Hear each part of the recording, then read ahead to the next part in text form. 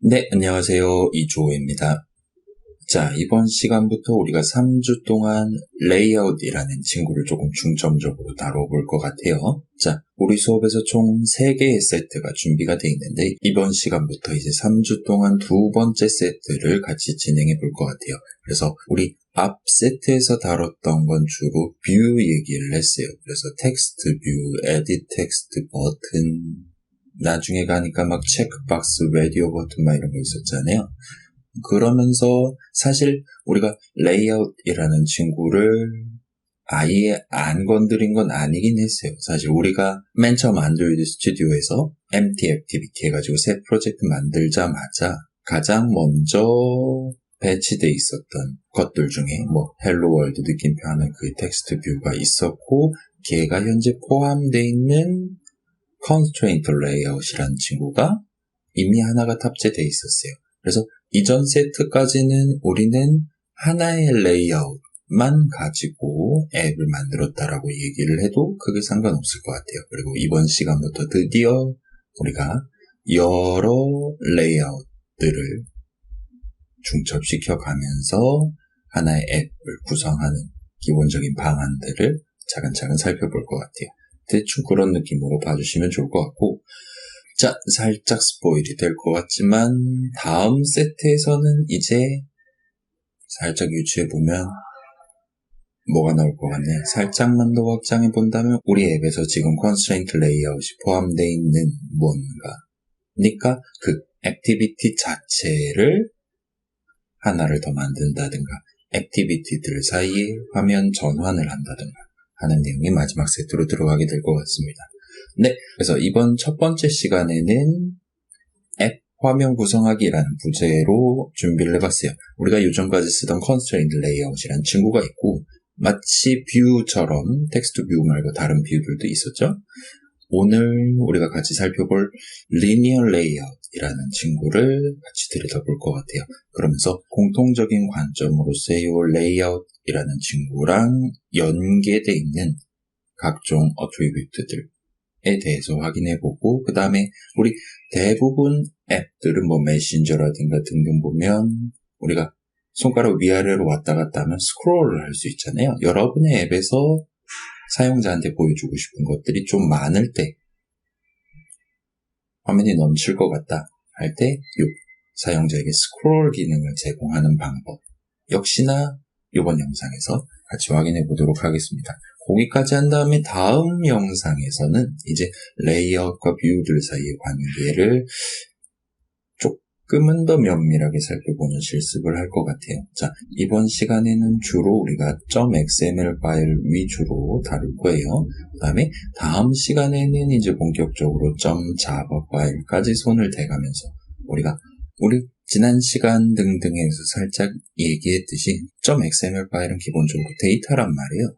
그래서 우리가 앱을 만드는 시점에 .xml 파일에 여기는 텍스트 뷰가 하나 있고 에디 텍스트 하나 있고 버튼 하나 있고 라디오 버튼 3개가 라디오 그룹 안에 들어있어 라고 .xml 파일에 결국은 텍스트로서 적어놓게 돼요. 그러면 텍스트로서 적어놓는다는 건 3개면 3개, 5개면 5개 이런 식으로 앱을 만드는 시점에 몇 개를 각각 어디다가 배치시킬 것이냐를 미리 정해놓는 셈이 돼요. 근데 우리가 쓰고 있는 다양한 앱들은 실질적으로 화면에 몇 개를 보여줘야 되냐, 무슨 뷰를 보여줘야 되냐 등등이 그때그때 다를 수도 있잖아요. 그렇기 때문에 .xml 파일에 의존하지 않고 .java 파일만으로도 당연하게도 새 뷰 인스턴스를 만들어서 그걸 레이아웃에 추가를 시킬 수가 있어요. 다음 영상에선 그걸 본격적으로 활용하면서 또 하나의 레이아웃인 프레임 레이아웃이라는 친구를 같이 사용해 볼 것 같아요. 그리고 그걸 토대로 간단하게 뭔가 만들어 보는 실습을 같이 해보도록 하겠습니다. 자, 뭔가 내용이 많은 것 같다라고 생각하면 어찌 보면 그렇다고 말할 수 있을 것 같긴 한데 사실 분량으로 보면 우리 이전 세트 내용이 훨씬 더 많기는 해요. 자, 방금 전 슬라이드 내용이 좀 번잡하긴 했지만 결국 레이아웃도 뷰의 일종이 맞단 말이에요. 무슨 얘기냐? 레이아웃도 결국 앱 화면을 구성하기 위한 사용자한테 어떻게 보여줄 것이냐를 지정하기 위한 친구들이기 때문에 우리가 결국 레이아웃을 다루는 방법은 이전 세트에서 우리가 같이 살펴봤던 뷰 하나하나를 다루는 방법이랑 대동소이해요. 달리 말하면 우리가 직접 작성해야 될 자바 코드는 결국 이전 것과 크게 다르지 않아요. 뭐 했었어요 그때? .xml 파일이라든가 onCreate 정의 중괄호 안에서 적절한 이벤트 핸들러, 이벤트 리스너 등등 지정해 두고 다음에 그 이벤트 핸들러에 해당하는 각각의 메소드 정의 중괄호 안에다가는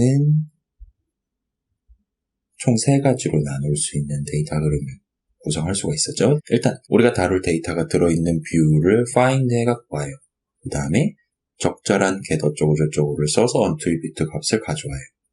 그 다음에 필요한 계산을 하고 계산 결과를 그 데이터를 담고 싶은 뷰에다가 set 어쩌고 저쩌고를 함으로써 반영을 하게 되는 거죠.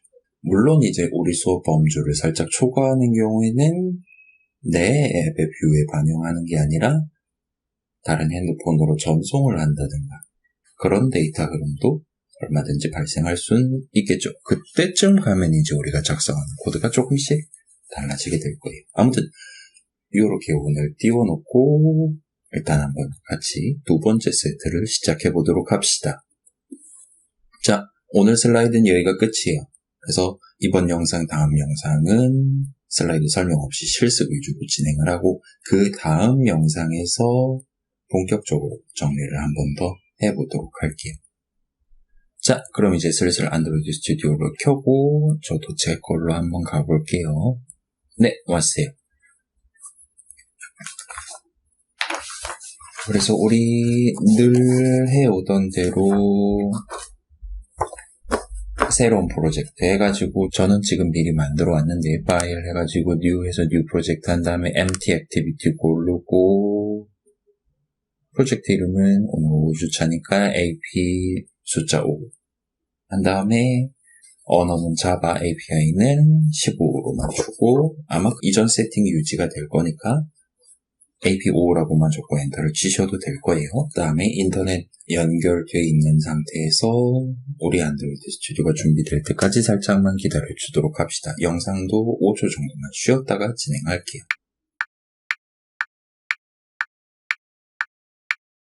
네, 좋습니다. 그래서 화면 준비됐고 오늘은 주로 .xml 파일 위주로 다뤄보도록 할게요. activity_main.xml 파일로 가보도록 합시다. 왔어요. 늘 있던 그 친구들이 잘 있는 것 같아요. 자, 여기서 지금 파레트 보시면 common 해가지고 텍스트 뷰 늘 있던 친구들이 있죠. 그 다음에 텍스트, 버튼스, 위젯하고 그 아래 레이아웃라는 항목이 있는 걸 보실 수 있어요. 살짝 눌러보세요. 누르면 자, 오늘 우리가 살펴볼 전 조금만 키울게요. 자, 오늘 우리가 살펴볼 친구들 그렇지 않은 친구도 있긴 한데 아무튼 들어있는 걸 보실 수가 있어요. 그래서 constraint layout이라는 친구 있고 linear layout, 가로 버전, 세로 버전 그 다음에 다음 영상에서 살펴볼 frame layout도 들어있는 상태예요.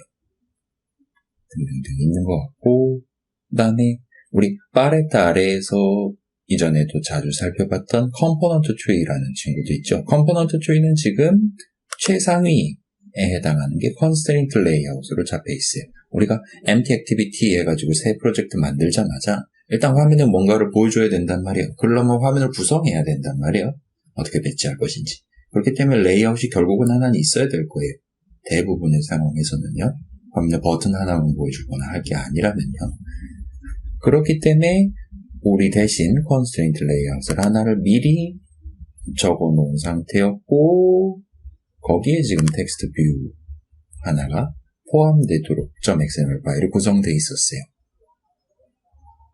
자, 요건 코드는 저만 볼게요. XML 코드를 보시면 여기서도 마찬가지예요. 자, 요 커다란 거 여기서부터 여기까지가 constraint layout 하나에 대한 XML 엘리먼트예요. 그리고 요 닫는 곡세, 여는 곡세 사이에 지금 이 constraint layout에 포함되는 XML 엘리먼트로서 텍스트 뷰에 해당하는 XML 엘리먼트가 잘 적혀 있는 걸 보실 수가 있어요. 괜찮아요? XML 파일을 통해서 우리가 표현할 수 있는 건 포함 관계였잖아요. 그 포함 관계를 써서 어떤 뷰 안에 어떤 뷰가 들어가나를 표현을 해놨다고 보시면 돼요. 디자인 탭으로 돌아왔어요. 자, 그 다음에 또 다른 복습을 한 번만 더 해볼게요. 이 가운데 있는 헬로 월드 친구 눌러주시면 오른쪽에 보면 자, 이 뷰에 대한 어트리뷰츠가 나오고 있죠. 그 다음에 우리한테 잘 보이도록 윗부분에다가 레이아웃 해가지고 이 텍스트 뷰를 어디에 어떤 식으로 배치시킬 것이냐를 지정하기 위한 레이아웃과 관련한, 여기서 레이아웃은 일반적인 느낌으로서 쓴 거라고 봐주시면 될 것 같아요. 아무튼 배치랑 관련된 어트리뷰트들 목록이 우리가 조금 더 쉽게 다룰 수 있도록 이런 GUI 같은 느낌으로 적혀 있는 걸 보실 수가 있어요. 현재 이 텍스트 뷰 헬로 월드 느낌표는 constraint layout에 포함되어 있어요. 그렇기 때문에 이 텍스트 뷰의 어트리뷰츠의 레이아웃 부분 보시면 constraint layout에 포함됐을 때 우리가 유효하게 지정할 수 있는 어트리뷰트들에 대한 설명들, UI들이 나오는 걸 보실 수가 있어요. 이전까지 딴 걸 안 써봤으니까 맨날 이거밖에 안 보이긴 했어요. 아무튼 그래요.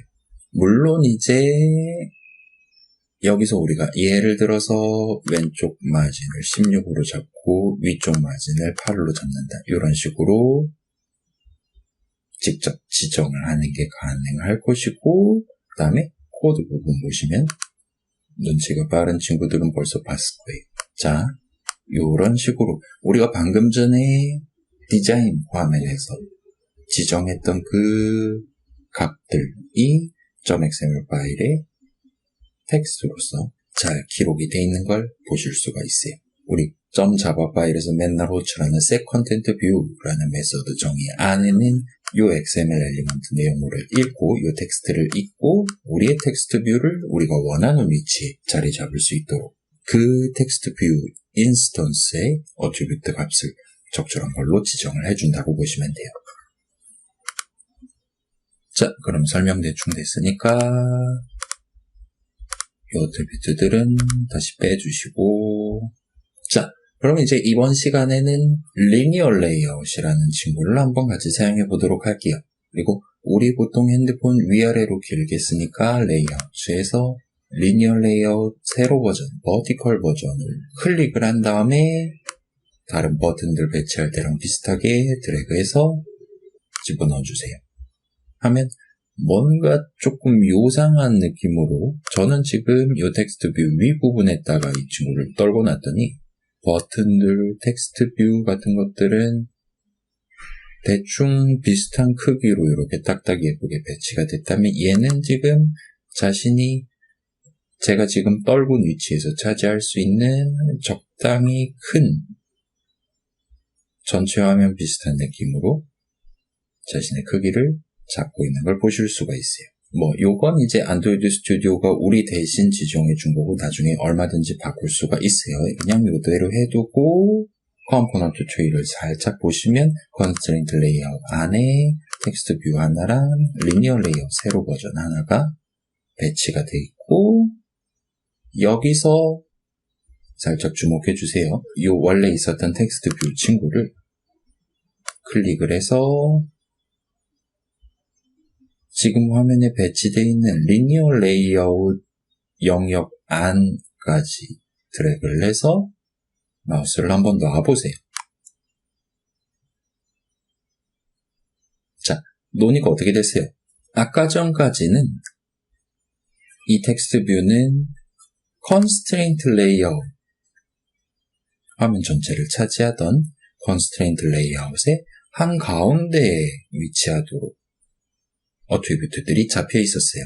근데 이 텍스트 뷰를 드래그해서 리니어 레이아웃의 영역 안으로 집어넣어 봤더니 이번에는 이 텍스트 뷰가 리니어 레이아웃 영역의 좌상단에 딱 예쁘게 박혀 있는 걸 보실 수가 있어요. 자, 지금 살짝 클릭해 봤는데 오른쪽 살짝 보시면 레이아웃 부분이 아까랑 좀 다르게 표현되어 있죠. 지금 이 텍스트 뷰는 이 리니어 레이아웃에 포함되어 있고, 그렇다 보니까 리니어 레이아웃 안에서는 우리가 constraint라는 걸 지정을 할 필요가 없고 사실은 그렇게 지정을 할 수가 없어요. 그렇기 때문에 우리 안드로이드 스튜디오 디자인 화면에서는 레이아웃 부분에 아까 그 위아래 왼쪽 오른쪽 뭐 플러스 보이고 마진 지정하고 하는 거 있었잖아요. 그거를 1절 안 보여주고 있는 걸 목격하실 수 있을 거예요. 저는 보이는데요. 라고 생각하는 분들은 자, 이 친구가 조금 반응이 느려요. 다른 거를 살짝 눌렀다가 다시 한번 텍스트 뷰를 누르면 그때는 예쁘게 사라져 있을 거예요. 그건 대충 그러려니 합시다. 텍스트 뷰는 그렇긴 하지만 이 텍스트 뷰가 현재 포함되어 있는 리니어 레이아웃도 뷰가 맞고 얘는 지금 현재 constraint 레이아웃에 포함되어 있어요. 그렇기 때문에 우리 첫 번째 실습에서 봤던 것처럼 이 친구도 화면에 우리가 원하는 위치에 원하는 크기로 보이도록 만들려면 constraint를 잡아줘야 돼요. 그래서 이 리니어 레이아웃 부분 눌러주시고 적당히 왼쪽, 오른쪽, 이건 오른쪽이 아닌데 오른쪽 잡아주시고 마진은 0, 0, 0으로 예쁘게 잡아주도록 합시다.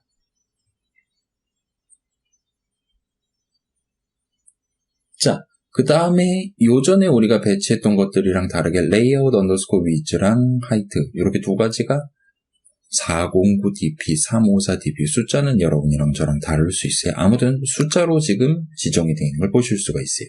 요거를 자, 레이아웃 위즈 부분만 볼게요. 이 친구 세모 누르면 두 가지 옵션이 나온다 그랬잖아요. 사실 이 두 가지 말고 우리가 직접 숫자를 지정할 수도 있어요. 얘는 무조건 100만큼의 가로 길이를 갖도록 지정하는 것도 가능은 해요. 가능은 하고 그렇지 않은 조금 특별한 의미로 이렇게 두 가지 중에 한 가지를 추가로 고를 수 있다고 생각해 주시면 좋겠어요.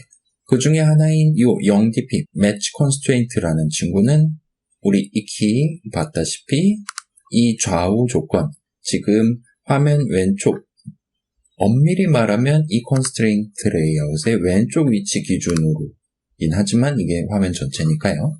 자, 화면 왼쪽 기준으로 0만큼 떨어진 위치부터 이 리니어 레이아웃의 왼쪽 위치가 시작돼요. 그 다음에 오른쪽도 마찬가지로 화면 오른쪽 끝에서 0만큼 떨어진 위치가 이 리니어 레이아웃의 오른쪽 위치가 돼요. 그 상황에서 레이아웃 언더스코어 위즈가 0이라는 건 자신에게 허용된 모든 영역을 다 차지하겠다라는 의미가 돼요. 그래서 사실 살짝 미세하게 바뀌긴 했지만 아무튼 가로면에서는 화면 전체를 차지하고 있는 걸 보실 수가 있어요. 세로는 지금 그렇지 않죠. 세로는 지금 얼마만큼의 크기를 가지고 있을까요? 현재 영상에서는 그렇죠? 아마도 그렇겠죠? 354만큼의 크기를 갖는다고 보시면 될 것 같아요. 자, 이 dp라는 단어가 튀어나오긴 했는데 엄밀히 말하면 거짓말이긴 하지만 우리가 이미 알고 있는 픽셀이라든가 이런 하나의 기본 단위라고 생각을 해주셔도 무방할 거예요. 우리 수업에서는 그렇게 크게 걱정 안 하셔도 될 거예요. 우리가 막 여러 핸드폰, 막 효도용 핸드폰, 게임용 핸드폰 이런 다양한 화면 상황에 다 적응할 수 있는 앱을 만드는 게 목표는 아니니까 이건 크게 걱정 안 하셔도 될 것 같아요. 그래서 우리 수업에서는 DP는 그냥 쿨하게 생략을 하고 숫자만 부르도록 할게요. 아무튼 이 리니어 레이아웃의 세로 길이는 354로 잡혀 있어요. 제 경우는 일단 그래요. 자, 얘도 물론 변경을 할 수가 있을 거예요. 세로 길이는 매치 컨스트레인트를 하기에는 아래 조건이 지금 잡혀 있지가 않아요. 그러니까 아래 거를 한번 골라봅시다. 얘 뭐였죠? 직접 보면 알겠죠? 웹 컨텐트를 눌러보시면 쏙 하고 예쁘게 축소가 되는 걸 볼 수 있어요. 그리고 어디까지 축소가 됐나요? 라고 물어보면 지금 요 리니어 레이아웃에 포함되어 있는 다른 뭔가들을 표현하기 위한 가장 작은 크기를 갖는 걸 보실 수가 있어요. 그건 우리 지금 안에 포함되어 있는 요 텍스트 뷰의 세로 길이랑 일치하도록 되어 있는 거죠. 자, 요 텍스트 뷰 지금 보셨겠지만 얘도 지금 웹 컨텐트예요. 이 텍스트 뷰의 세로 길이는 텍스트 어트리뷰트 값을 표현하기 위한 가장 작은 크기를 갖는다고 해석을 할 수가 있겠죠. 자, 얘 막 글자 크기 키우고 막 이렇게 하면 요 텍스트 어트리뷰트 값을 표현하기 위한 하이트 값이 증가해서 요 텍스트 뷰의 하이트가 증가하게 돼요. 그렇기 때문에 요 리니어 레이아웃의 하이트 값도 증가를 하게 되겠죠. 아무튼 내용물을 표현하기 위한 가장 작은 크기를 갖도록 하는 게 요 웹 컨텐트라는 친구예요. 자, 그럼 여기서 요 리니어 레이아웃의 위아래 조건은 위에 딱 붙여서 아래는 지금은 신경 안 써요. 그래서 가장 작은 크기를 갖고 화면 위에 딱 붙어 있도록 지금 배치가 되어 있는 상태예요. 여기서 만약 가로 레이아웃 언더스코어 위즈 어트리뷰트까지 웹 컨텐트로 바꾸면 어떻게 될까요? 그렇죠? 우리가 이미 눈으로 몇 번 익숙하게 본 적이 있어요. 웹 컨텐트 하면 이 리니어 레이아웃의 크기 자체는 내용물들을 표현하기 위한 최소 크기를 갖는 게 맞아요. 그리고 또 하나 변경점은 그 최소 크기를 갖고 이 친구의 배치 조건, 화면 왼쪽에서 화면 오른쪽에서 0만큼 떨어진 위치를 기준으로 배치를 하기 때문에 그 영역의 한가운데 위치하도록 예쁘게 잘 나와 있는 걸 보실 수가 있어요. 자, 우리 앱 처음 만들 때 안드로이드 스튜디오가 화면 위아래로도 한가운데 왼쪽 오른쪽으로도 한가운데에다가 텍스트 뷰를 배치를 시켜줬었죠.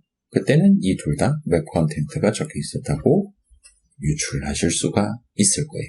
그리고 여기서 이제 드디어 식바라는 친구가 생겨요. 안드로이드에서는 식바라고 하는 것 같아요. 아무튼 자세히 보면 50이라고 지금 숫자가 적혀 있는 걸 보실 수가 있어요. 그래서 현재 조건상 이 리니어 레이아웃을 배치할 수 있는 영역에 대충 몇 % 정도 되는 위치에 실제로 배치시킬 것이냐를 우리가 지정할 수 있는 것 같아요. 자, 그럼 지정을 해봅시다. 이 친구를 클릭해서 0 하면 왼쪽에 딱 붙어 있는 것 같아요. 5 하면 오른쪽에 딱 붙어 있는 것 같아요. 0이 왼쪽에서 오른쪽으로 가는 것 같아요. 그래서 조금은 더 유연하게 우리가 실제로 배치할 위치를 비율로서 가져갈 수가 있는 것 같아요. 자, 물론 여기서 이렇게 지금 저는 32라고 되어 있는데 이 32라는 숫자는 .xml 파일 가서 0.32라는 값으로 제대로 지정이 되어 있는 걸 보실 수가 있을 거예요. 그리고 보니까 뭐라고 적혀 있어요? layout underscore constraint 대문자 horizontal bias. bias라는 단어가 갑자기 튀어나온 걸 볼 수가 있어요. bias가 무슨 뜻이에요? 조금 안 좋은 의미로서의 bias라는 단어의 뜻은 이제 막 부정행위, 조작, 막 그런 느낌의 뉘앙스가 막 튀어나온단 말이에요. 이 친구 그냥 냅두면, 자, 요건 저만 해볼게요. 이 어트리뷰트를 만약 지정을 하지 않았다면, 어떤 의미에서는 순정 상태라면, 얘는 한가운데 위치하는 게 정석이에요. 근데, 얘는 지금 아직도 30이네. 돌아갈게요.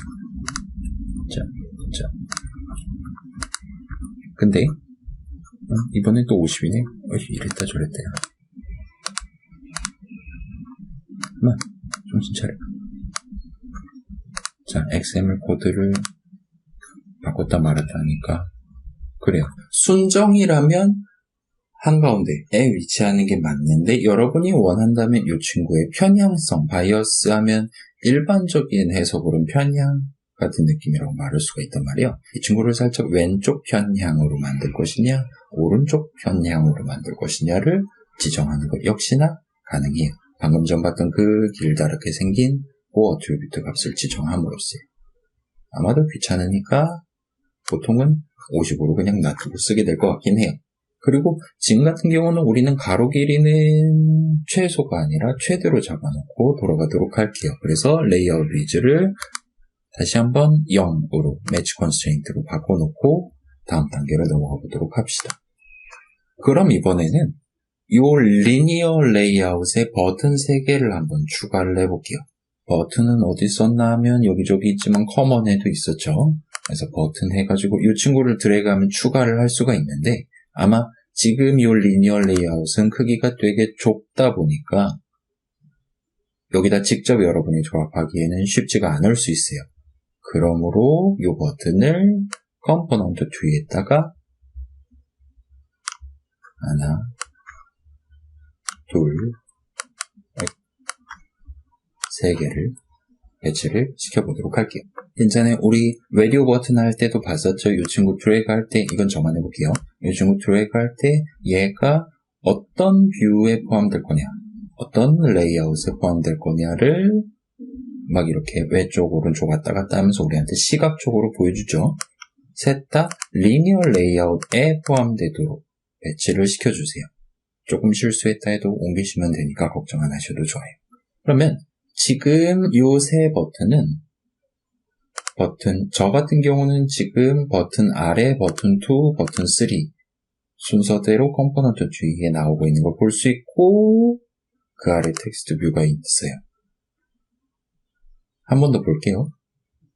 자, 이 디자인 화면에서도 버튼 1, 그 아래 버튼 2, 그 아래 버튼 3, 그 아래 텍스트 뷰 이런 식으로 컴포넌트 트리에 나열된 순서대로 실제 화면상에서도 각각의 뷰들이 예쁘게 나열되어 있는 걸 보실 수가 있어요.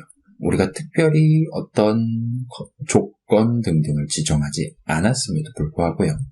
당연하겠지만 얘네가 이 순서대로 나열되어 있는 가장 근본적인 이유는 코드에 그렇게 적혀있기 때문이겠죠. 그건 생략할게요. 당연히 그래야 돼요. 그 다음에 이전까지 우리가 배치했던 버튼들이랑 살짝 차이점을 이미 간파를 한 친구가 있을 거예요. 어떤 차이점이 있나요, 지금? 그죠? 우리가 이전까지 보통 버튼 배치할 때는, 요건 저만 해볼게요. 보통 버튼 배치할 때는 이런 식으로 적절한 예쁜 크기, 좀 더 예쁜 크기를 갖도록 지정이 됐었어요. 사실 얘는 지금 가로, 세로가 최소 크기를 갖도록, 얘가 요 크기를 갖는 가장 기본적인 이유는 텍스트가 버튼이기 때문이에요. 아무튼 적절하게 사람이 누를 수 있을 만한 작은 크기를 갖도록 세팅을 해줬었어요. 근데 리니어 레이아웃에 집어넣으니까 얘는 가로는 최대 크기를 갖도록, 최대 크기면 얼마나 되는 크기가 최대 크기인가요? 그죠? 얘가 포함되어 있는 리니어 레이아웃의 가로 길이 전체를 차지할 만큼의 최대 크기를 갖도록 매치 패런트로 잡혀있는 걸 보실 수가 있어요. 자, 매치 컨스트레인트가 아니고 매치 패런트라고 지금 적혀있어요. 패런트가 부모 그거잖아요. 이 버튼이 포함되어 있는 친구의 가로 길이 전체를 차지하도록 이라는 의미로 봐주시면 될 것 같아요. 세로는 여전히 이 버튼의 텍스트를 표현하기 위한 적절한 가장 작은 길이를 갖도록 웹 컨텐트로 지정이 되어 있어요. 자, 그럼 한번 조작해 볼게요. 지금 화면상에 있는 맨 위에 있는 버튼 누르시고 레이어드 언더스코어 위즈를 매치 패런트가 아니라 웹 컨텐트로 변경하는 게 가능하고, 만약 그렇게 한다면, 자, 이번에는 한가운데 어쩌고저쩌고 그런 얘기를 하는 게 아니라 그냥 딱 왼쪽에 우리 아까 살짝 저랑 같이 구경했던 그 예쁜 크기를 갖도록, 예쁜 가로 길이를 갖도록 배치되어 있는 걸 보실 수가 있어요. 그럴싸하죠? 여기까지는 되게 연역적으로 잘, 당연히 그래야지 오늘 영상도 어렵지 않구만, 이게 실습이지 라고 생각하는 친구들 많을 거예요. 자, 여기서 한번 머리를 살짝 고생을 시켜봅시다. 자, 가로 길이는 최소를 했더니 왼쪽에 딱 달라붙었어요.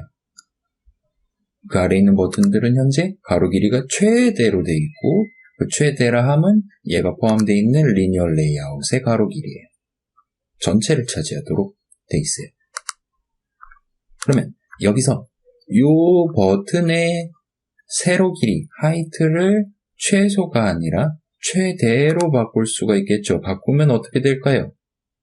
이것도 한번 5초 정도 생각해 본 다음에 실제로 답을 구경해 보도록 합시다.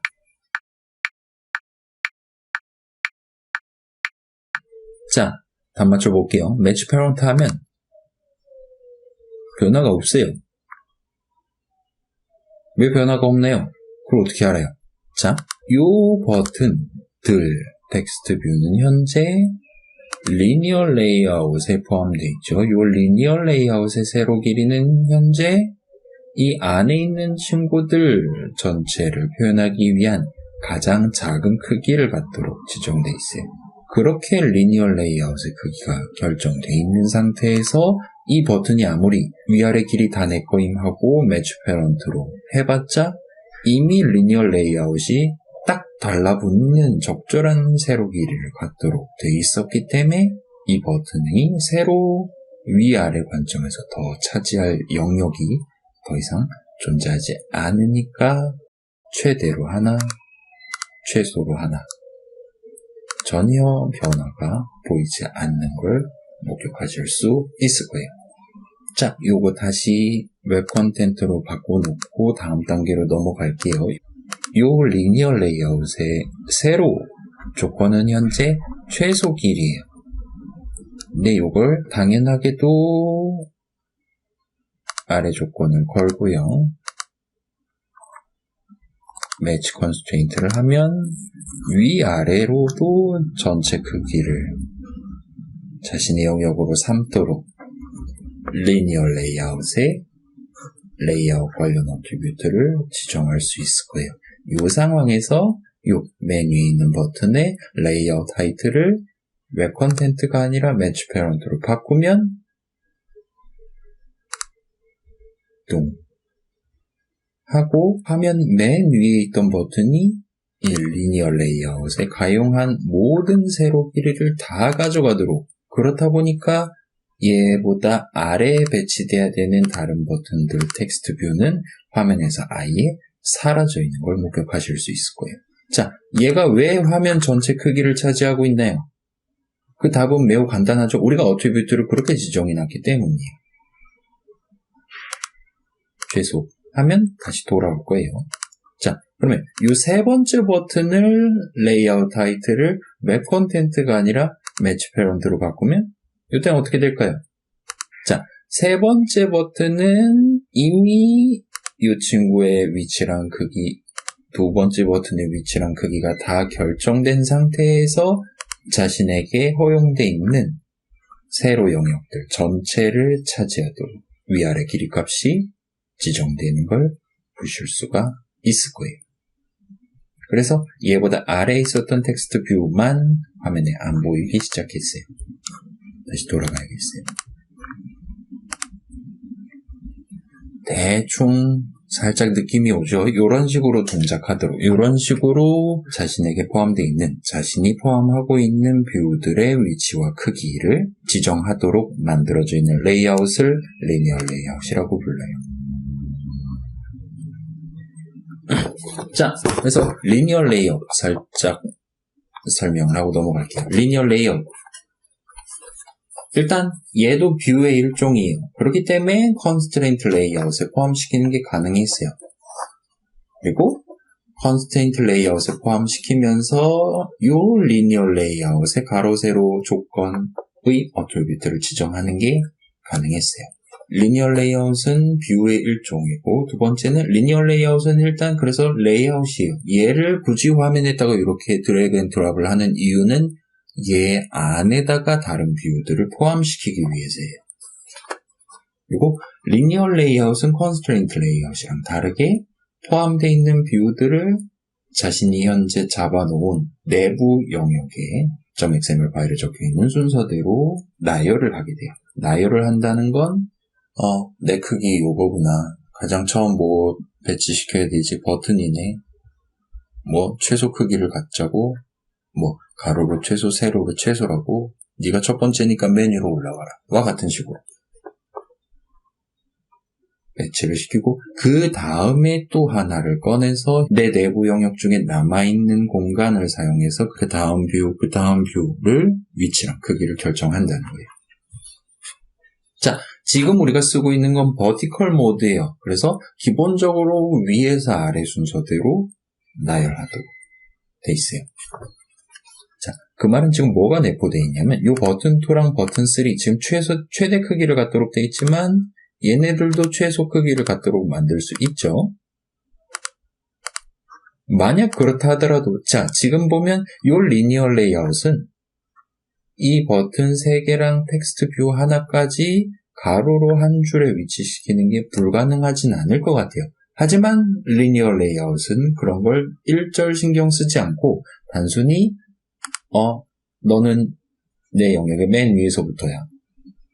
여기까지네? 알았어. 그 다음 버튼은 방금 배치했던 이 친구 아랫면부터 시작해서 요 네모, 요만한 전체 네모에서 이 위치를 차지하도록 그 아래 버튼은 요만한 네모, 그 아래 있는 텍스트 뷰는 남아있는 영역에서 위치랑 크기를 결정하게 된다는 거예요. 그래서 우리 눈으로 보기엔 나열되어 있는 것처럼 느끼게 될 거예요.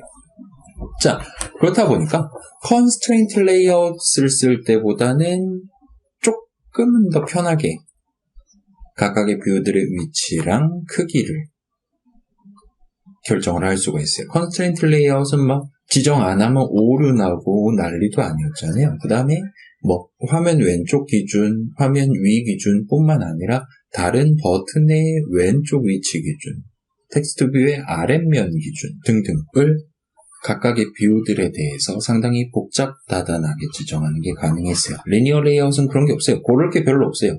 그냥 적혀있는 순서대로 나열될 거예요. 물론 요건 장점만은 아니죠. 리니어 레이아웃의 단점은 컨스트레인트 레이아웃이랑 다르게 우리가 뷰들을 배치할 수 있는 일종의 자유도가 살짝 떨어질 가능성이 생긴다는 거예요. 우리가 리니어 레이아웃, 요 세로 버전 리니어 레이아웃 하나만 써서 첫 번째 버튼 오른쪽에 두 번째 버튼을 배치시키는 방법은 존재하지 않아요. 무조건 첫 번째 버튼의 크기가 어떻게 됐든 간에 두 번째 버튼은 걔보다 아래에 위치하게 될 거예요.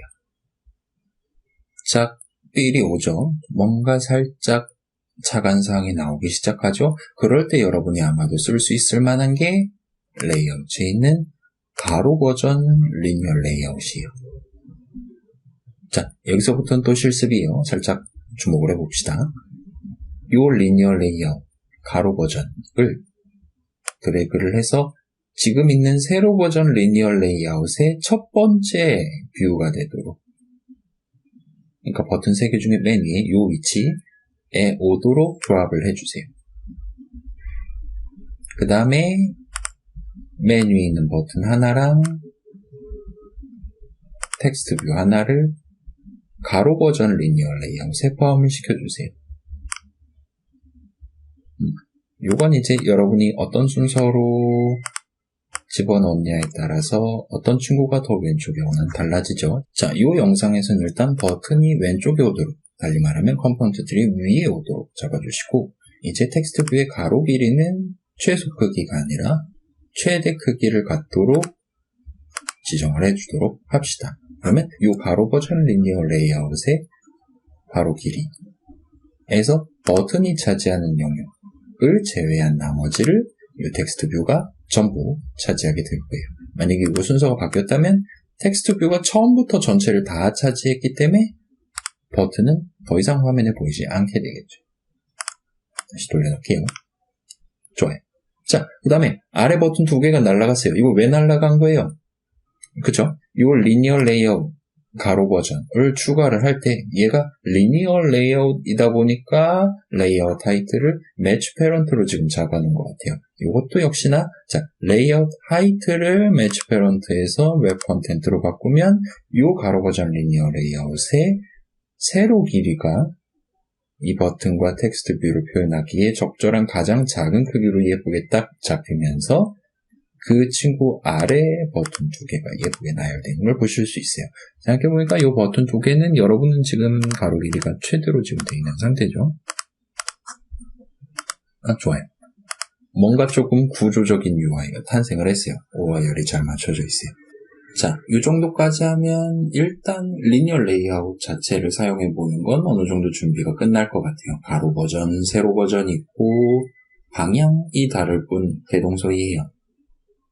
그리고 예전에 소위 말하는 GUI를 구성할 때는 리니어 레이아웃, 안에 리니어 레이아웃, 안에 리니어 레이아웃, 겹겹이 포함 관계를 구성해 가면서 사람이 보기에 조금 더 화려한 화면이 나오고 구성을 하곤 했어요.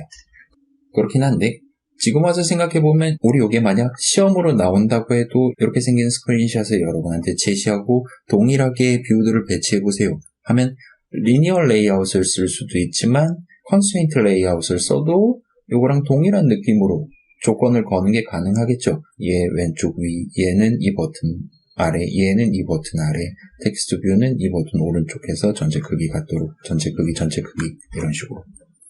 뭐, 그렇긴 하지만 아마 손을 많이 탔을 거예요. .xml 파일을 열심히 타이핑을 하거나 우리처럼 마우스를 써서 이리저리 화살표 연결해 가면서 세부 조건들을 각각 서로 다르게 지정을 해줬어야 될 거예요. 반면 리니어 레이아웃 같은 경우는 이 버튼들이 왜 이런 순서대로 나열되어 있냐 라는 질문에는 단순하게 지금 리니어 레이아웃 가로 버전 그 다음에 버튼 2, 그 다음에 버튼 3라고 적혀있기 때문에 라고 손쉽게 답할 수가 있어요. 그 다음에 가로 버전 안에 버튼이 왜 왼쪽에 있냐, 버튼이 더 위에 적혀있기 때문이에요. 그래서 여러분이 뷰들을 비교적 간단하게 그냥 화면에다가 나열시키고 싶을 때는 리니어 레이아웃을 쓰는 게 아마 가장 편할 것 같아요.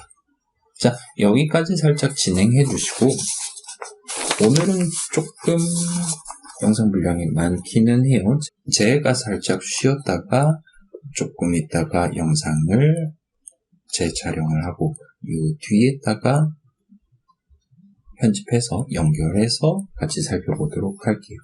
그래서 지금 영상 살짝 세우고 방금 전까지 나왔던 내용들 한 번 더 복귀하면서 영상에서는 5초 뒤에 뒷내용을 들여다보도록 합시다.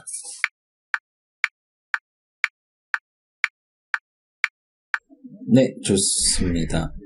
자, 우리가 이제까지 어떤 뷰의 가로 길이랑 세로 길이를 지정을 할 때 매치 컨스트레인트 또는 매치 패런트 같은 여건상 허용되는 최대 길이를 갖도록 지정하는 방법이 있었고 웹 컨텐트라고 해서 내용물을 모두 표현할 수 있는 최소 크기를 갖도록 지정하는 것도 가능했어요.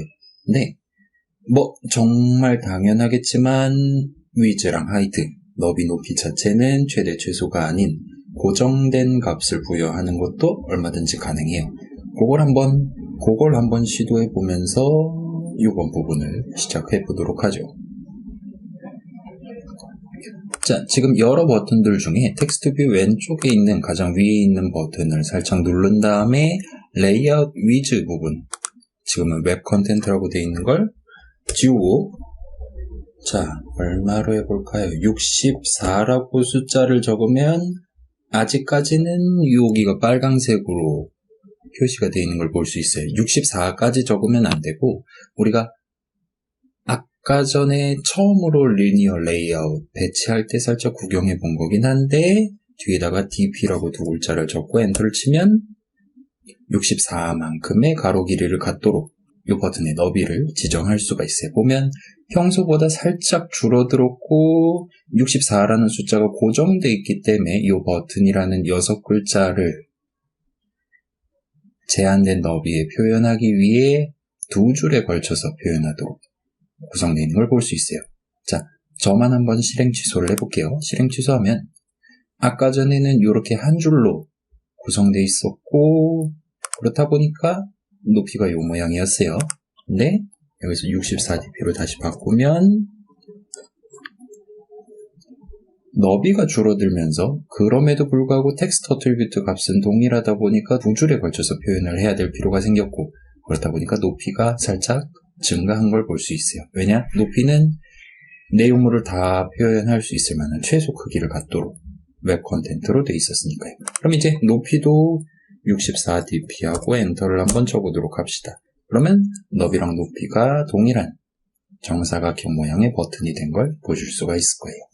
그 다음에 우리 constraint layout에서는 마진이라는 걸 지정을 할 수가 있었죠. 예를 들어 화면 왼쪽 위 기준으로 16만큼 떨어진 곳에 이 버튼을 배치를 하겠다.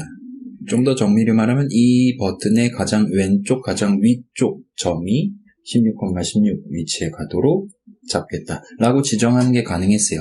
네, 그런데 보면 리니어 레이아웃에 이 버튼이 들어있다 보니까 여기는 지금 마진 어쩌고 저쩌고 하는 부분이 없는 것 같아요. 그럼에도 불구하고 사실은 마진을 지정을 할 수가 있어요.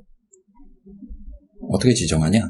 요 all attributes 쭉 내려가다 보면 L로 시작하는 layout margin이라는 게 적혀 있는 걸 보실 수가 있어요.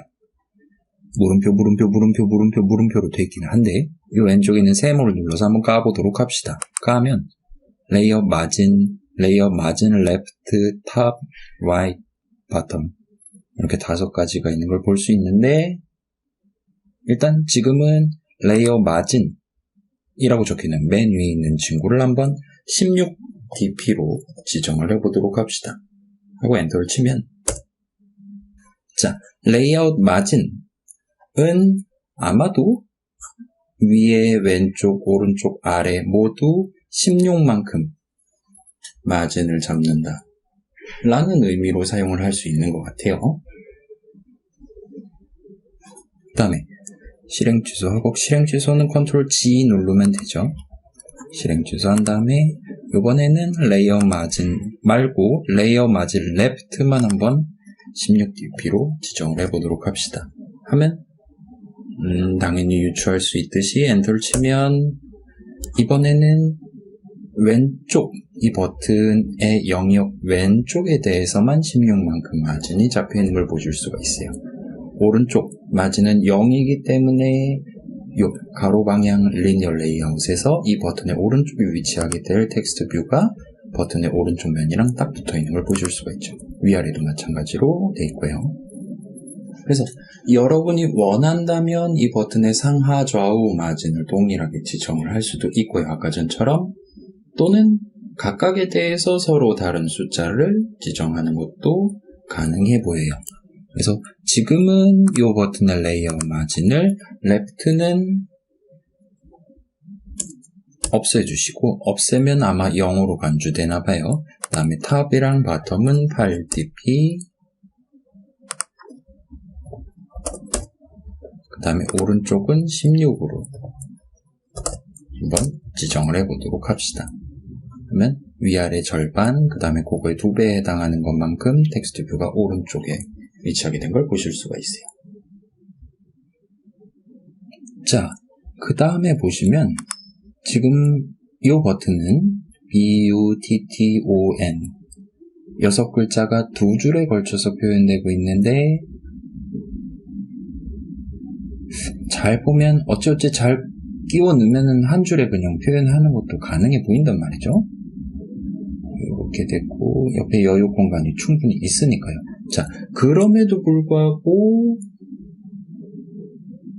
왜 굳이 2줄로 나눠서 지금 보여주고 있냐라는 질문을 하면 뭐 여러 가지 추론을 할 수 있겠지만 그 중에 하나는 자, 이 버튼이 조금은 더 사용자한테 이쁘게 보이게 하기 위해서 비록 텍스트를 표현하기 위한 영역은 아니지만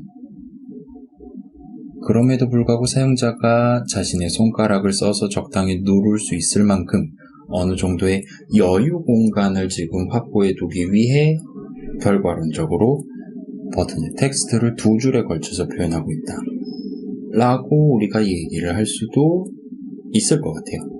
괜찮아요? 지금은 64 고정 길이에요. 근데 아까 전에는 가로 세로 전부 다 최소 길이였어요. 그럴 때는 한 줄로 잘 예쁘게 보여줬어요. 일단 가로 길이가 먼저 늘어났어요. 근데 가로 길이를 고정을 시켜버리니까 한 줄에 걸쳐서 6글자를 표현하는 게 부담이 되기 시작하면서 2줄에 걸쳐서 보여주게 됐고 그렇다 보니까 세로 길이가 증가를 한 걸 보실 수가 있어요. 물론 지금 64는 여유가 조금 더 있는 상태긴 하지만 아무튼 아까는 그랬어요. 자, 요거를 떠올린 상태에서 이 지금 첫 번째 버튼에 All Attributes 조금만 더 내려가면 P 부분에 보면 패딩이라는 친구가 있는 걸 볼 수 있어요. 패딩이 뭐예요? 우리나라에서 패딩이라고 하면 그 겨울에 입는 외투를 뭐 패딩, 롱 패딩 막 그런 거 있잖아요. 라고 부르는 편이죠. 여기는 패딩이라는 친구 보면 얘도 지금 물음표 5개가 되어 있는 걸 볼 수 있어요. 역시나 열어보면 패딩이랑 패딩 왼쪽, 위, 오른쪽, 아래 이렇게 5가지를 각각 지정할 수 있도록 구성이 되어 있는 것 같아요. 자, 여기서도 아까랑 비슷한 느낌으로 일단 패딩이라고 적혀 있는 걸 한번 32로 한번 지정을 해봅시다. 32 dp하고 엔터를 치면 글자가 사라졌어요. 뭐지?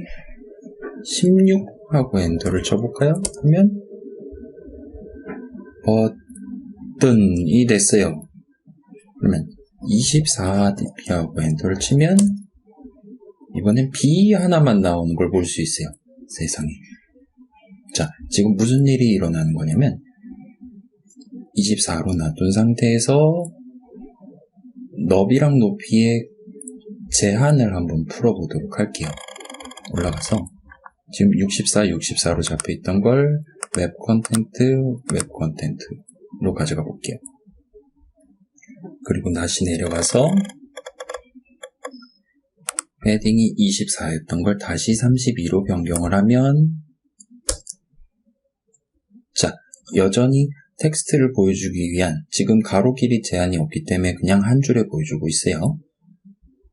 텍스트를 표현하기 위한 이 작은 영역의 외부에 여전히 이 버튼의 영역에 해당하긴 하지만 내용을 표현하기 위한 부분 말고 그것의 겉을 감싸고 있는 부분이 대충 보면 B 왼쪽 위 전부터 해서 보면 이렇게 해서 정사각형 느낌으로 보이죠.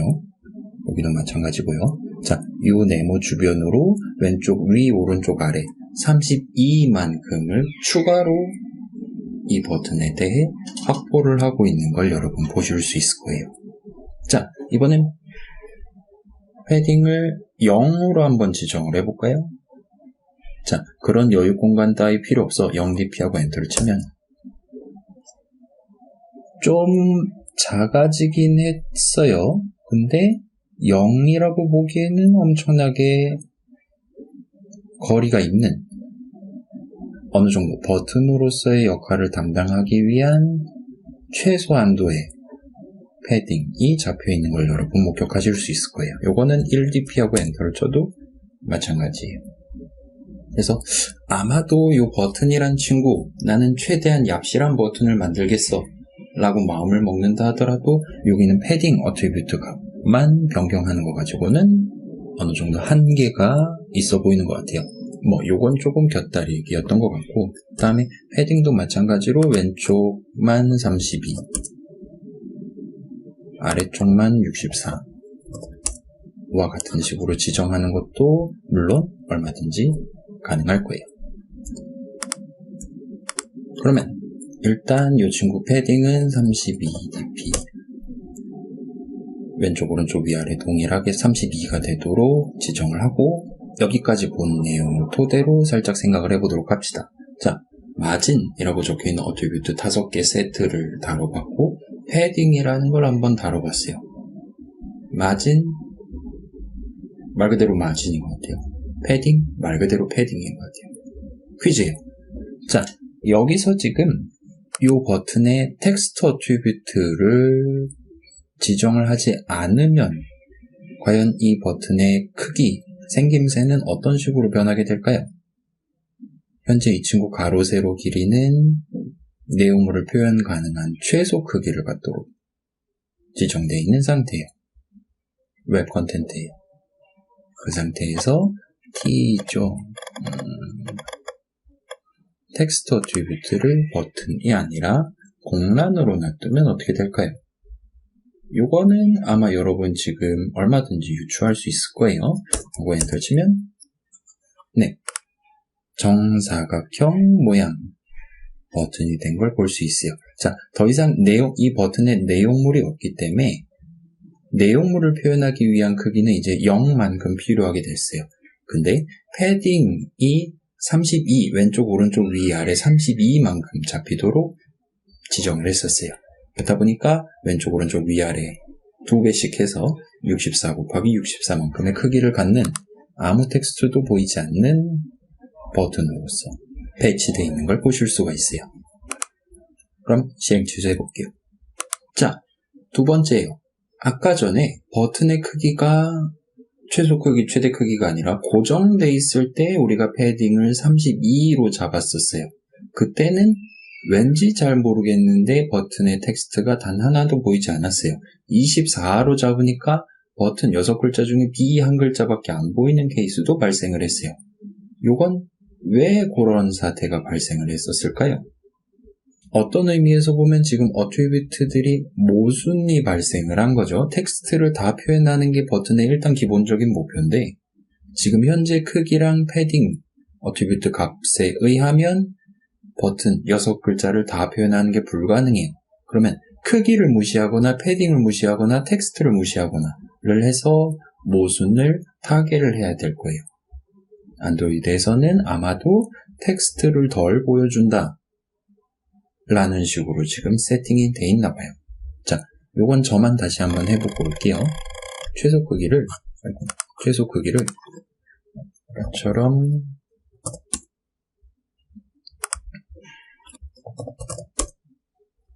하면 64 곱하기 64예요.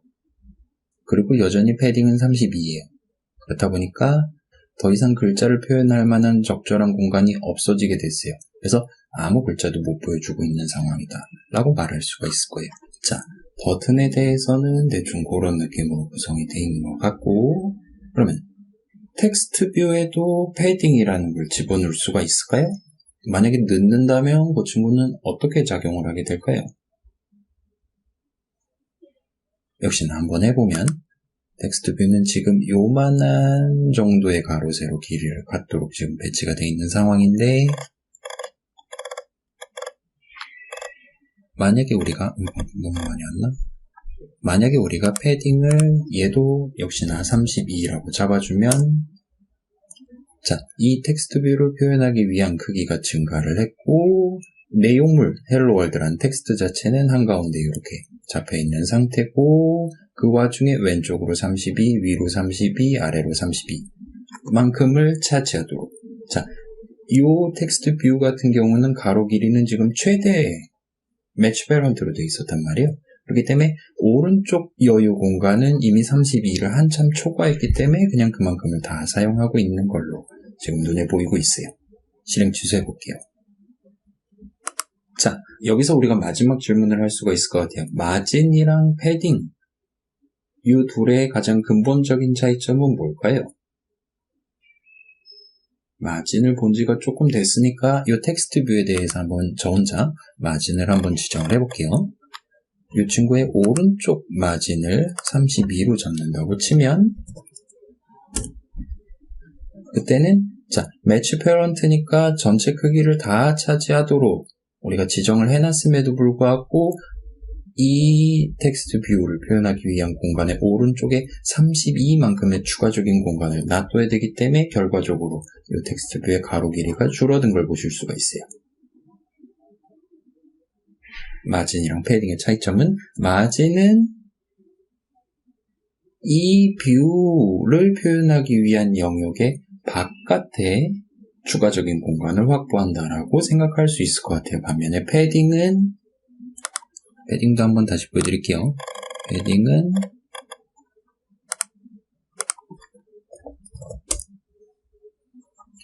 이 뷰 자체의 안쪽에 이 내용을 표현하기 위한 공간 바깥쪽이면서 이 뷰 자체를 표현하기 위한 공간에는 포함되는 영역을 패딩 영역이라고 말할 수 있는 것 같아요. 자, 요건 한번 실제 실행 사례를 보면서 한번 같이 볼게요. 일단 패딩 지정은 실행 취소를 해두고요. 제거 에뮬레이터를 한번 켜볼게요. 여러분은 아마도 안 키셔도 괜찮을 것 같아 보이긴 해요. 텍스트 뷰면 텍스트만 보여주면 되는 거지 뭐 그렇게 중요하게 따질 필요가 있나 라고 말할 수가 있을 것 같아요. 근데 버튼 같은 경우는 조금 얘기가 달라질 수가 있어요.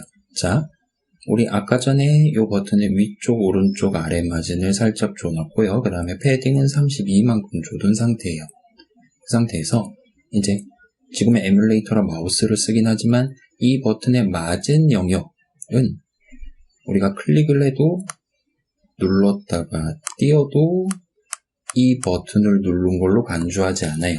자, 어떤 버튼에 대해서 마진 어트리뷰트를 지정을 해서 그 결과로서 화면에 현재 형성되어 있는 이 마진 영역은 우리가 아무리 그 부분을 클릭을 한다 하더라도 그 버튼을 누른 걸로 간주하지 않아요.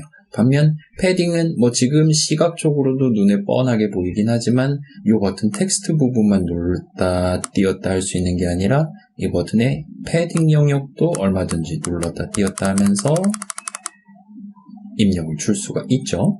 버튼 같은 경우는 그래서 마진을 32를 준 거냐 패딩을 32를 준 거냐에 대한 의미 관점에서의 동작 관점에서의 차이가 시각적으로 훨씬 더 눈에 잘 들어오고 있는 것 같아요. 텍스트 뷰도 언클릭 어트리뷰트가 있긴 하지만 보통은 그런 걸까지 기대를 하면서 우리가 텍스트 뷰에 패딩을 주거나 하지는 않을 것 같긴 해요. 아무튼 그런 느낌으로 볼 수가 있을 것 같습니다. 네, 그래서 이번 파트에서는 어떤 뷰의 높이랑 너비를 지정할 수 있다. dp라는 두 글자를 적긴 하지만 그냥 얼마 숫자로 그냥 생각을 해도 우리 수업에서는 크게 상관없을 것 같긴 해요.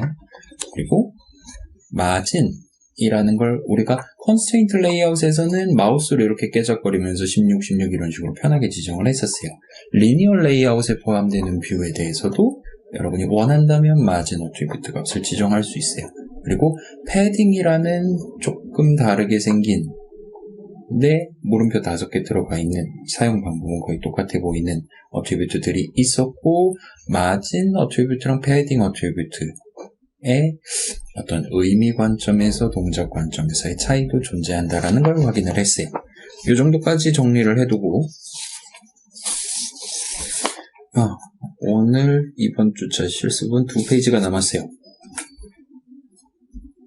자, 여기서는 조금은 더 다른 얘기를 한번 해보도록 할게요. 일단 준비가 필요할 것 같아요. 이 헬로 월드 느낌표 적혀있는 텍스트 뷰의 가로는 최대, 세로는 최소예요. 이거를 가로 말고 세로도 역시나 최대가 되도록 레이아웃 하이트, 자, 텍스트 뷰 눌러주시고요. 레이아웃 하이트를 역시나 매치 페어런트가 되도록 바꿔주세요. 자, 살짝 복습일 것 같긴 한데 이 지금 가로 방향 리니어 레이아웃의 세로 길이는 최소예요. 그리고 이 텍스트 뷰는 최대고 이 버튼은 현재 최소예요. 그래서 결과적으로 이 버튼에 잡혀있는 텍스트랑 패딩이랑 마진에 의해서 이 가로 방향 리니어 레이아웃의 높이가 결정됐고 그걸 토대로 이 텍스트 뷰의 높이가 결정이 되어 있는 상태예요. 왔다 갔다 하죠? 좋아요.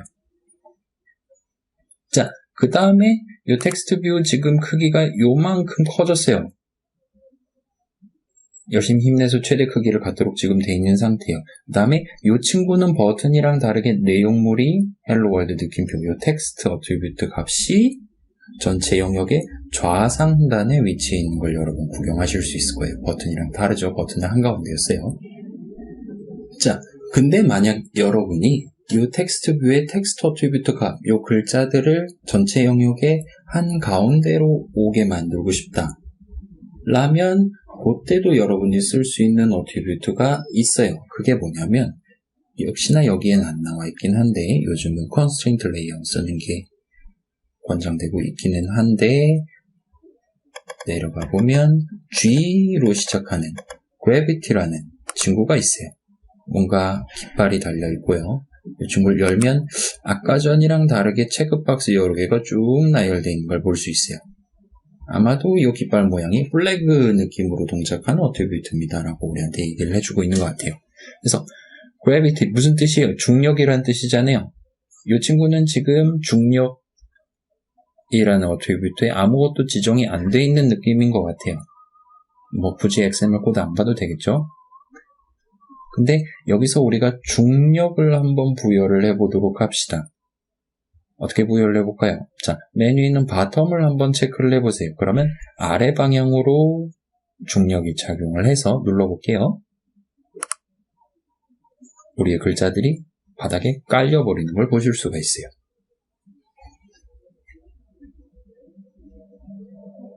그러면 아래 방향으로도 힘이 작용하고 위 방향으로도 힘이 작용하도록 하면 어떻게 될까요? 바텀이 있으면 탑도 있겠죠? 바텀이랑 탑을 둘 다 체크를 하면 그때는 위아래 전체 중에 한가운데 글자들이 위치되는 걸 보실 수가 있어요. 그리고 탑이랑 바텀의 체크를 빼고 살짝 보면 센터 언더스코어 버티컬이라는 친구가 있어요. 이 친구를 누르면 아까 전이랑 동일하게 위랑 아래 둘 다 중력이 잡혀서 한가운데 이렇게 대롱대롱 매달려 있는 걸 보실 수가 있어요. 그래서 지금 이렇게 체크박스가 여러 개 있긴 하지만 얘네가 다 독립적인 건 사실 아니기는 해요. 여러분이 센터 버티컬을 체크를 하면 탑이랑 바텀 둘 다 체크를 한 거랑 동일한 느낌이 날 거예요. 자, 그래서 이 gravity라는 어트리뷰트는 지금 본 느낌 그대로예요. 이 뷰의 가로, 세로 길이가 어느 정도 충분할 때 그 뷰의 내용물을 표현하기 위한 공간을 내부 영역에 어느쯤에 위치시킬 것이냐를 여러분이 이 플래그를 써서 지정할 수가 있어요. 지금은 세로만 돼 있긴 하지만 가로로도 가운데에 놔두는 게 얼마든지 가능하겠죠. 좋아요. 그렇다 보니까 정말 당연하게도 자, 이것도 역시나 저만 살짝 고쳐보고 올게요. 지금은 이 텍스트 뷰의 가로, 세로 길이가 최대인 상태예요. 근데 이게 만약에 최소로 잡혀 있다면 그땐 지금 이 크기가 싹 줄었죠. 이 텍스트 뷰에 해당하는 크기는 엄청나게 작아진 상태예요. 그렇다 보니까 이 안에서 중력이 뭐 왼쪽으로 작용하네, 오른쪽으로 작용하네랑 전혀 무관하게 여유 공간이 하나도 없기 때문에 실질적으로 화면에 보이는 글자들의 위치는 전혀 영향을 안 받게 될 거예요. 그래서 요거는 조금은 옛날에 쓰던 기법이긴 한데 여러분이 리니어 레이아웃을 써서 UI를 구성할 때 글자들을 화면의 오른쪽에 정렬시키고 싶다와 같은 요구가 생기거나 할 때는 일단 이 텍스트 뷰의 가로 길이를 최대로 잡고 그 안에서 글자들이 오른쪽 정렬이 돼도 오른쪽에 위치하도록 그래비티를 잡거나 하는 식으로 쓰는 게 가능할 거예요. 자, 최대로 돌아가서 지금 여러분 요 상태죠. 자, 그럼 여기서 만약에 지금 패딩 미안해요. 지금 그래비티 체크박스를 보면 여기는 가운데 놓을 거냐 위에 놓을 거냐 아래에 놓을 거냐 플래그들만을 지정할 수 있는 것 같아요. 그러면 우리가 만약에 자 아래 한 가운데긴 한데 조금은 더 위에 요 글자들을 보여주고 싶다라면 그때는 어떤 식으로 요 텍스트 뷰의 어트리뷰트를 지정할 수가 있을까요? 그렇죠? 그때 이제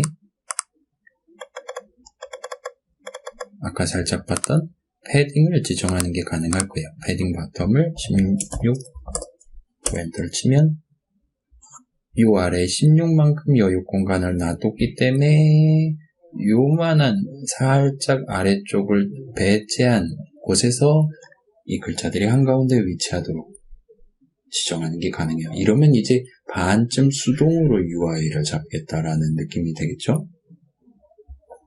자, 뭔가 좀 복잡해지기 시작했어요. 어휴, 디자이너들 고생 좀 하겠구만. 이런 느낌이 들기 시작할 것 같아요. 근데 자, 여기서 살짝 비교를 해볼 수가 있을 것 같아요. 우리 아까 컨스트레인트 레이아웃에 바이어스라는 친구가 있었죠. 바이어스가 어떤 느낌이었죠? 이 컨스트레인트 레이아웃 안에 있는 리니어 레이아웃이 지금 가로 세로 최대 길이를 갖도록 돼 있고 그럼에도 불구하고 지금 위아래 조건이 다 잡혀있기 때문에 미안해요. 왼쪽 오른쪽 조건이 다 잡혀있기 때문에 가로 방향 바이어스를 세로 방향 바이어스를 지정하는 게 가능했어요.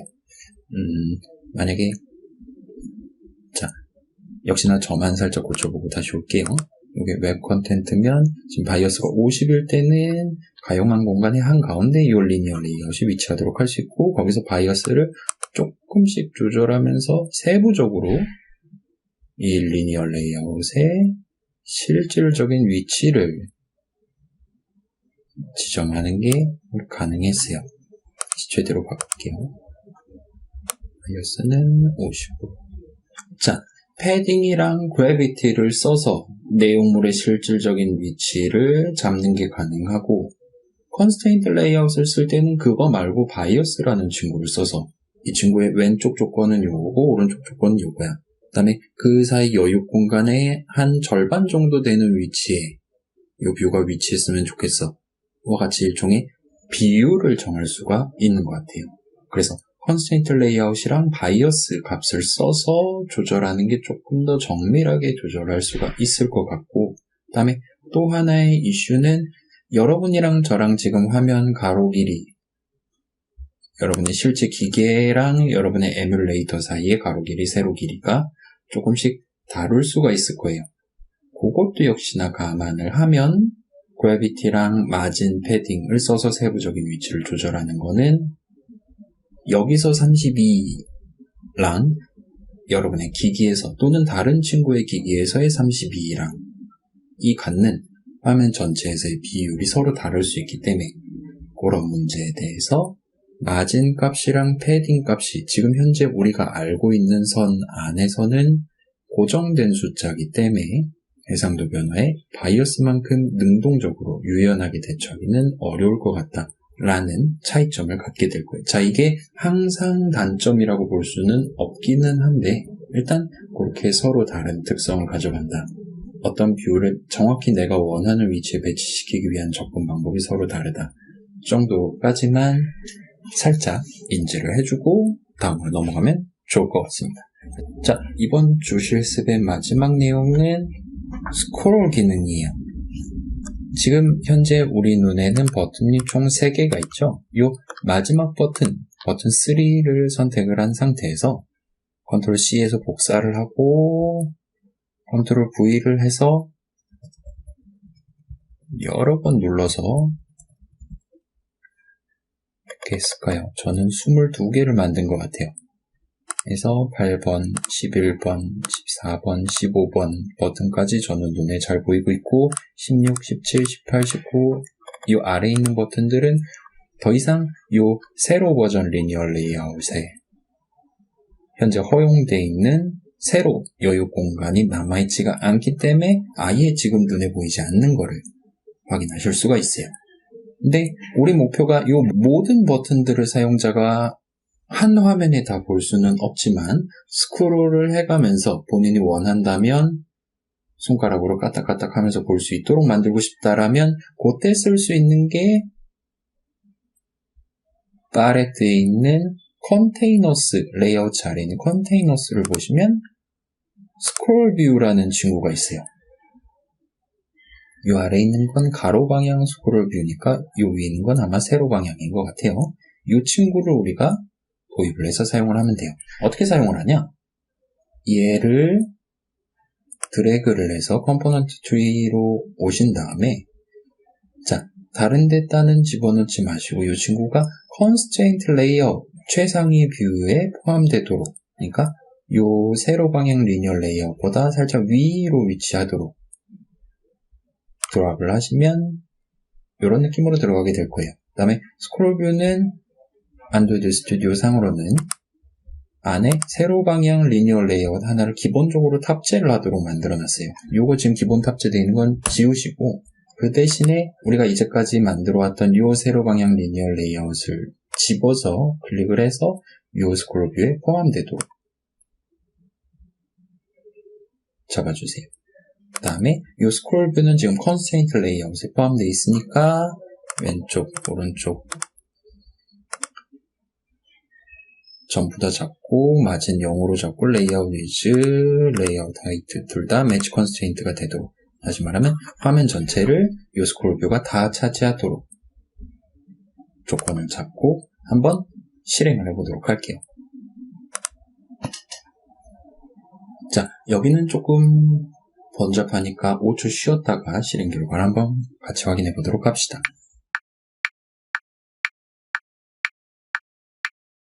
네, 그래서 보면 버튼이 쭉 나열되어 있고 마치 손가락으로 훑듯이 클릭해서 드래그를 하면 스크롤이 되는 걸 보실 수가 있을 거예요. 괜찮아요? 누른 다음에 드래그를 하면 손가락으로는 누른 다음에 위아래로 왔다 갔다 하면 스크롤이 돼요. 물론 얘네들은 버튼이니까 왔다 갔다 하는 게 아니라 그냥 클릭하고 띄면 각각의 버튼을 누르는 입력으로 들어가게 될 거예요. 좋아요. 우리가 이제까지 추가시켰던 모든 버튼들, 텍스트 뷰들이 다 스크롤의 대상이 되고 있는 거죠. 이게 우리가 원하는 거라면 여기서 이제 구성을 끝낼 수가 있고, 조금만 더 해볼게요. 자, 지금 세로 방향 리니어 레이아웃 아래는 가로 방향 리니어 레이아웃 하나랑 수많은 버튼들이 들려있잖아요. 이 가로 방향 리니어 레이아웃은 항상 화면의 최상단에 고정을 시키고 싶다, 스크롤의 대상이 되지 않도록 만들고 싶다 하면 그것도 역시나 우리가 적용을 할 수가 있겠죠. 어떤 식으로 적용하면 되나요? 그죠? 이 친구를 붙잡고 컨스트레인트 레이아웃에 포함되도록 의미 관점에선 바깥으로 꺼내준 다음에 다른 데 살짝 눌렀다 돌아오면 얘가 이제 컨스트레인트 레이아웃에 포함됐기 때문에 레이아웃 부분이 다시 이런 느낌으로 바뀌었을 거예요. 여기서 왼쪽 오른쪽은 화면 전체 기준으로, 그 다음에 위를 화면 위 기준으로까지 해놓고 위즈는 매치 컨스트레인트, 하이트는 웹 컨텐트 최소로 갖도록 하고, 요 스크롤 뷰의 위 방향 컨스트레인트를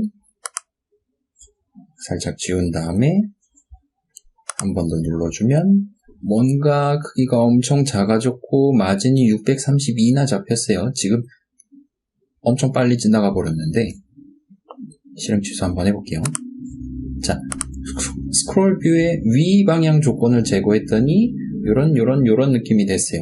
왼쪽 오른쪽은 여전히 최대예요. 근데 아래는 지금 화면 아래 기준 0만큼이에요. 그 다음에 위가 안 잡혀있기 때문에 이 스크롤 뷰는 지금 이 전체 화면의 맨 밑바닥에 깔려있는 상태예요. 그리고 높이는 0이에요.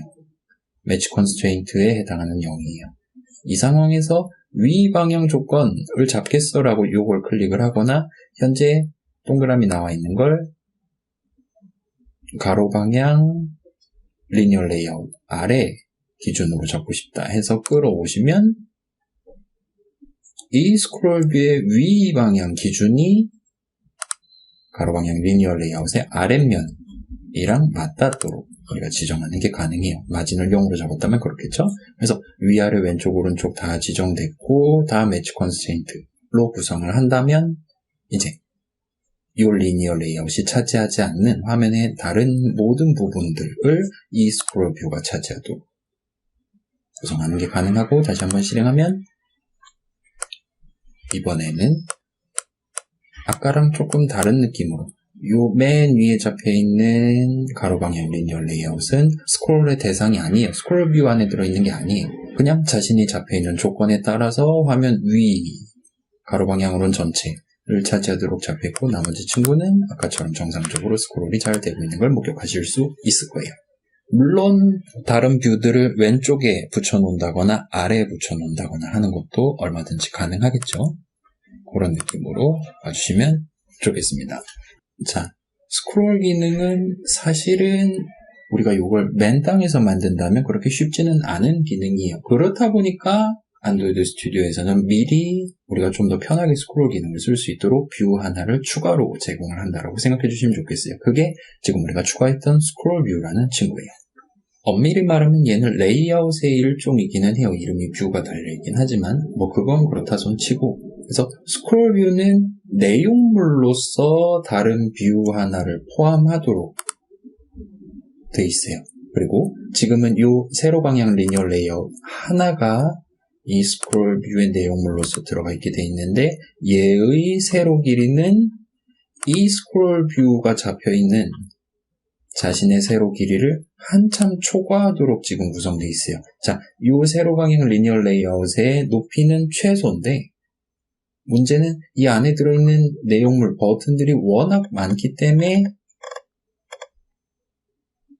이걸 다 표현하기 위해 리니어 레이아웃이 필요로 하는 세로 길이는 화면 전체를 아득히 초과하고 있는 상태예요.